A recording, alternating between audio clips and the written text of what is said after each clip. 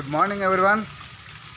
Dear friends, మనము phone వాడుతున్నాము, మంచిది మన అవసరాల దృష్ట్యా.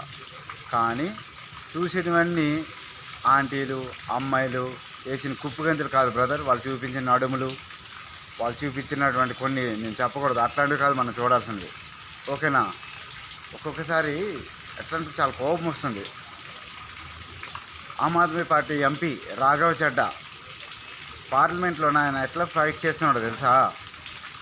ఫేస్బుక్ కానీ యూట్యూబ్ కానీ ఉంటే రాఘవ చెడ్డాని కొట్టండి, ఆయన తనకు వీడియోస్ అన్నీ వస్తాయి, సపోర్ట్ చేయండి.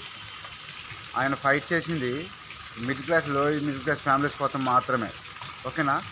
ప్రభుత్వాలు మన దగ్గర ఎట్లా దోచుకుంటున్నాయి, ఏమేమి చేస్తున్నారు అనేది ప్రతి దానికి ప్రశ్నిస్తున్నాడు. పిన్ డ్రాప్ సైలెంట్ పార్లమెంట్లోన ఎవరు కూడా మాట్లాడతలేరు.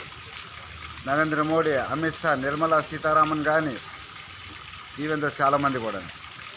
ఓకేనా? ఒక్కసారి చూడండి ఎంత బాగుందో, దిమ్మ తిరిగిపోతుంది అనమాట. ఆయన వేసిన ప్రతి మాట బాణంలా గుచ్చుకుంటుంది పార్లమెంట్లో.